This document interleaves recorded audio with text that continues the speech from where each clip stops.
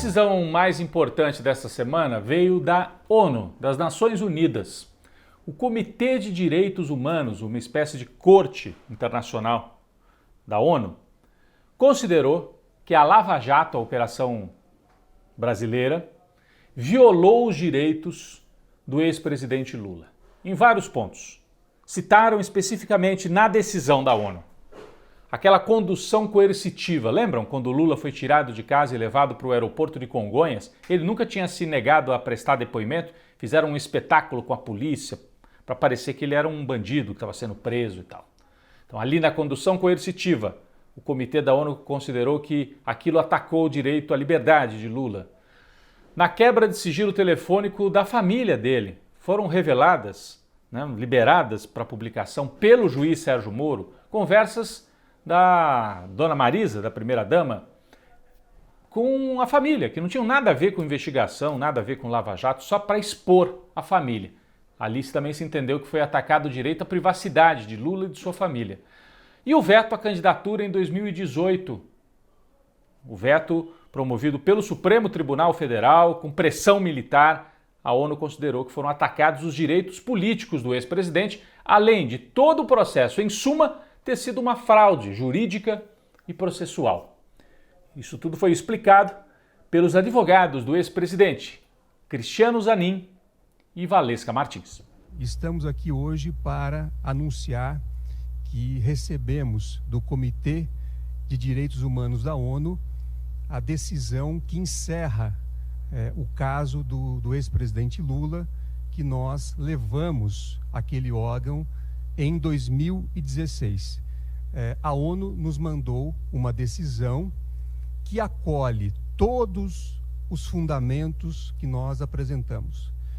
Então, a ONU acolheu a violação grosseira de 4 artigos do Pacto Internacional de Direitos Civis e Políticos, da mesma forma que nós apresentamos no comunicado que foi apresentado em 28 de julho de 2016 e que foi posteriormente aditado. Bom, a mídia comercial aqui no Brasil tentou ignorar esse fato. No primeiro dia, não trouxe a informação, estava lá em notinha de rodapé, a Globo mal falou do assunto. Só depois que o tema ganhou as manchetes internacionais é que aí a Globo resolveu também noticiar. A gente percebe que essa decisão da ONU foi destaque em várias agências como Reuters, como a alemã Deutsche Welle, como a Al Jazeera, do mundo árabe, jornais em inglês, francês, sites. O mundo inteiro noticiou. Aí a Globo também resolveu contar o que tinha acontecido. Mas demorou, hein? Até porque não haveria Lava Jato sem o apoio da mídia, especialmente das organizações Globo. Vocês se lembram dessa fotografia? O juiz Sérgio Moro ganhando o troféu do João Roberto Marinho, o juiz que faz a diferença. Ali se selou a aliança Globo-Lava Jato. Sem a Globo, não haveria Lava Jato. Não haveria essa operação cheia de ilegalidades e perseguição ao ex-presidente Lula. Por isso a Globo tem até vergonha de agora ter que assumir que tudo aquilo foi uma fraude jurídica, com o apoio da Globo. Foi uma grande vitória técnica dos advogados de Lula, porque eles insistiram, hein? Esse processo mesmo que está lá na ONU começou em 2016. Naquela época, dizer que a Lava Jato era uma operação ilegal era difícil, porque as pessoas ficavam isoladas. A máquina midiática era tão grande que quem se levantasse para dizer, olha, essa Lava Jato tem problema. Petista, não sabe perder, defensor de bandido. E no final, o bandido era o juiz. O juiz era ladrão, como se diz no futebol. Não é? Então, os advogados perseveraram, entraram com a ação na ONU em 2016, demorou quanto? 6 anos para sair a decisão, que agora chancela, tem um carimbo internacional, confirmando aquilo que o Supremo Tribunal Federal no Brasil também já tinha dito. É uma vitória também dos juristas que durante esses anos todos insistiram, olha, Lava Jato, não se impressionem com essa coisa midiática, está tudo errado do ponto de vista jurídico. Então, juristas, Grupo Prerrogativas, que é um grupo de advogados e juristas que insistiu muito nessa tese. Vitória daquelas pessoas que montaram as barracas no acampamento lá em Curitiba enquanto Lula estava preso. Vitória da imprensa de resistência que não assumiu esse discurso oficial de que a Lava Jato era a operação que ia salvar o Brasil, muito ao contrário. E vitória da persistência pessoal de Lula, porque Moro achava que ia prender o Lula, que o Lula ficaria desmoralizado, que pediria pelo amor de Deus para colocarem uma tornozeleira eletrônica e ele ir para casa desmoralizado e nunca mais voltaria para a política. Deu tudo errado para o Moro e para a Globo.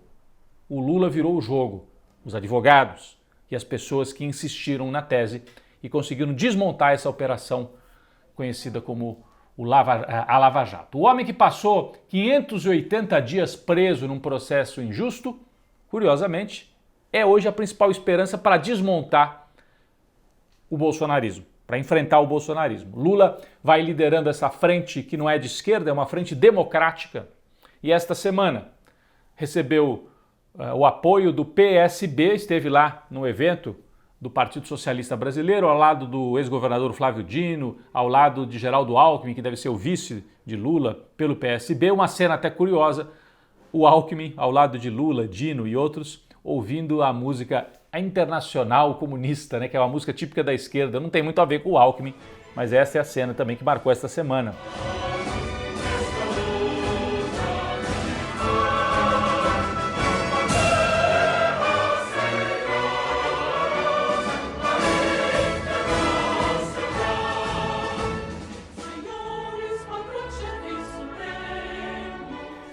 O Lula ganhou ainda o apoio da Rede, com Randolph Rodrigues, Túlio Gadelha e outros. Faltou a Marina Silva, que faz parte da Rede, mas ainda está magoada com o PT. Lula está insistindo para trazê-la de volta para esta aliança.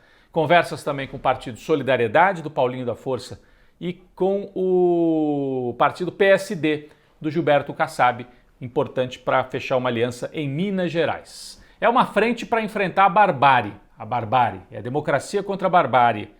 Do lado da barbárie, essa semana tivemos o deboche promovido pelos bolsonaristas, indicando Daniel Silveira, o deputado arruaceiro, para a Comissão de Constituição e Justiça mais importante da Câmara. Ele que foi condenado por 10-1 no Supremo Tribunal Federal por ameaçar juízes, ameaçar inclusive de agressões físicas e morte.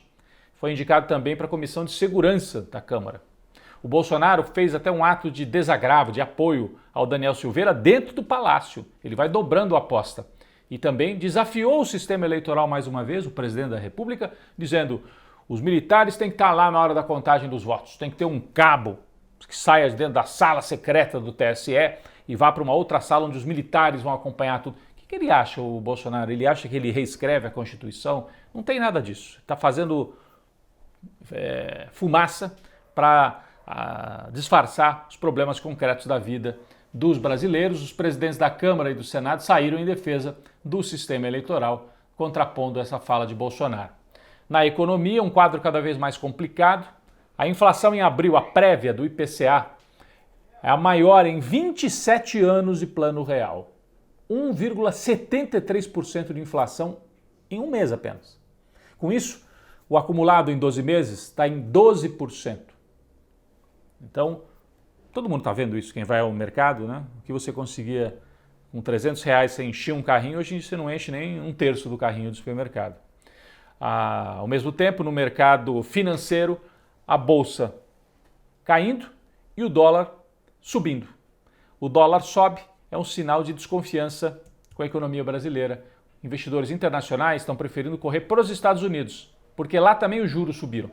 Então, se juro alto no Brasil ou juro um pouquinho mais alto nos Estados Unidos, prefiro os Estados Unidos ou a Europa, porque aqui no Brasil, situação de incerteza diante da eleição e desse governo que aposta no caos. O Congresso aprovou esta semana um Auxílio Brasil permanente de R$400. O Bolsonaro queria só até a eleição, era uma coisa eleitoreira, e foi aprovado de maneira permanente, ainda tem que se discutir alguns detalhes. Notícia importante dessa semana também, aí no campo das comunicações, a compra do Twitter pelo bilionário sul-africano Elon Musk, o homem mais rico do mundo. Varia um pouco, mas está entre os mais ricos.